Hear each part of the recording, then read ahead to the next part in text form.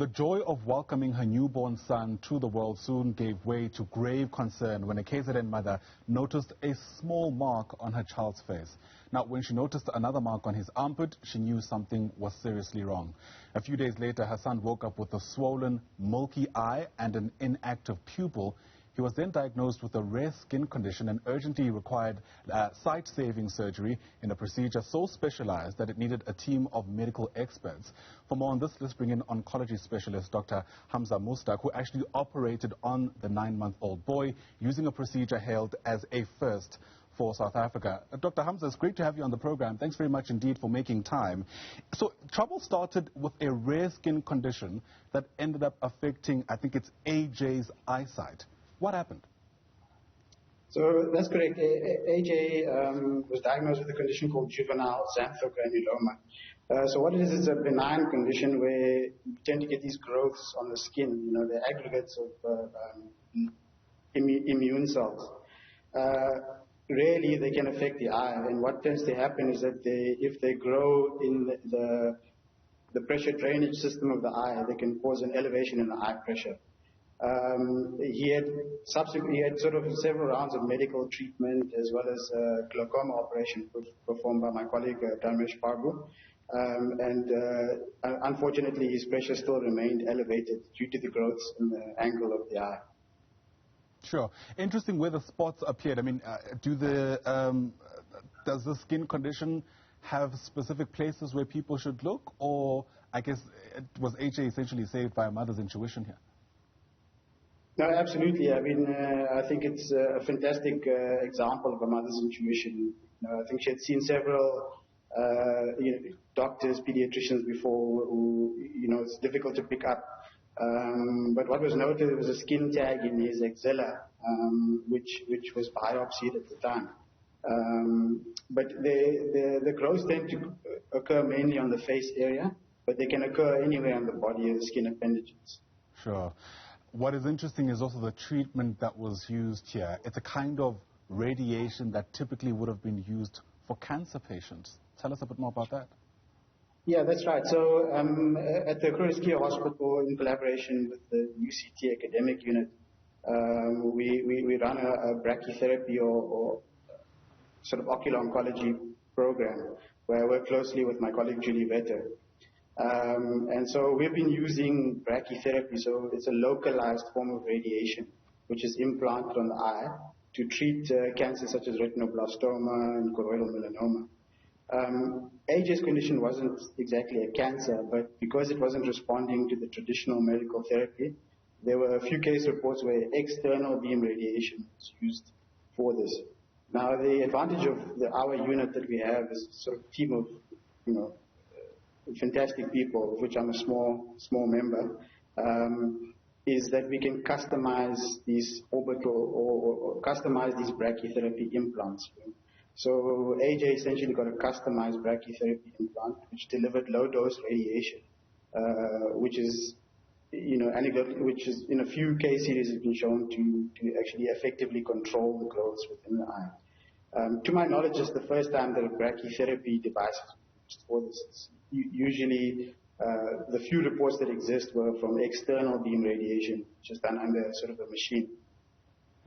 What is it about what was developing in AJ's eye that suggested to you and your team that something like radiation would work, especially because it had never been done before?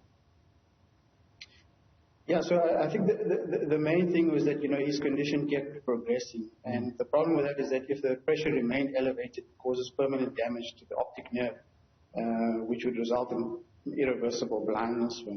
And so the priority was to control the pressure. But with the ongoing growths within the eye, it was difficult to achieve that even with pressure-reducing surgery. Yeah. So if we look at, we've been using radiation for a variety of non-cancer conditions. We use it in low-dose form, especially for inflammatory conditions like AJ, where we've effectively controlled the inflammation with the radiation. Difficult for any person to be able to go through so many procedures. One can only imagine the toll it's taking on a 9-month-old baby.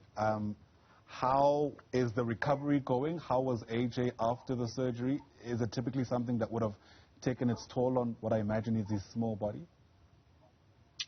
Yeah, I mean, kids are remarkably tough. They can absorb a lot. They really are an inspiration.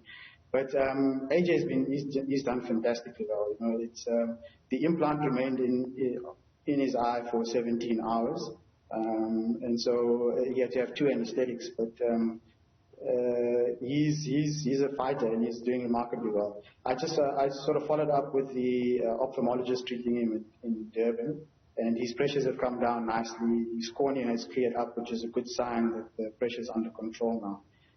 He has developed a cataract from the previous treatments and surgery, and so hopefully after he undergoes cataract surgery, we might be able to better assess his visual potential. Sure, tough to imagine that there's still more surgeries on the way for AJ. But what lessons, I guess, in the world of science, medicine, do we get from what I imagine is now acceptable as a successful procedure, at least insofar as dealing with the threat to his eyesight is concerned?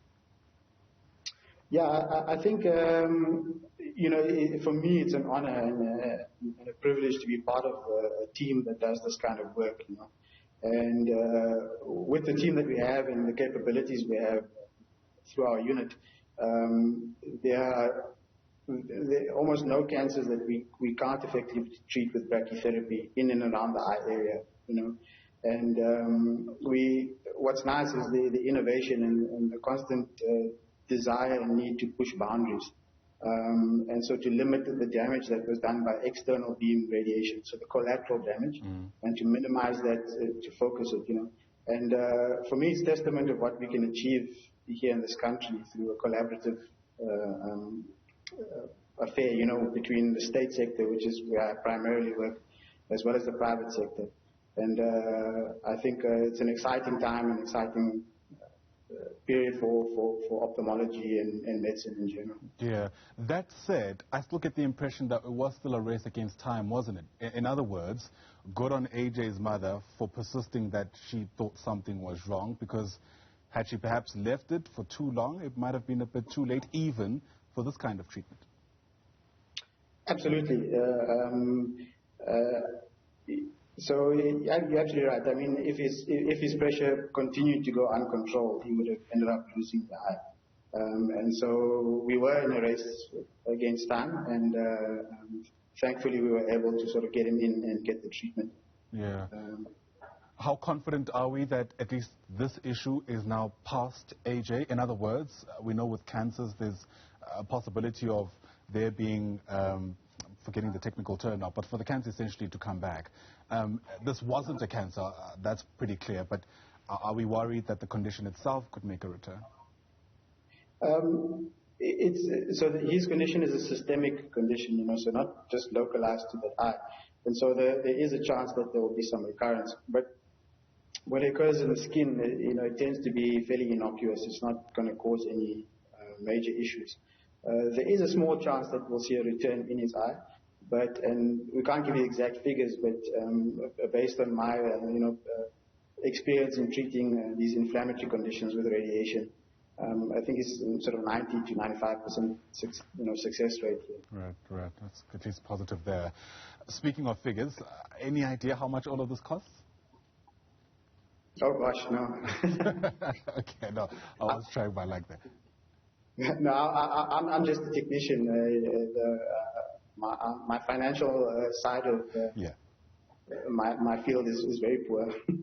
Fair enough. Thank you very much, nonetheless, for bringing the story to us. At least some, I guess, a silver lining in how medicine still continues to, I guess, bring about remarkable results, and certainly appreciate your time and the contribution you're able to make in some ways, even AJ's future prospects. Appreciate your speaking to us. Dr. Hamzah Mustak is an oncology specialist, works in part at the Brachytherapy Hospital as well as with UCT. Once again, Doc, thanks very much indeed.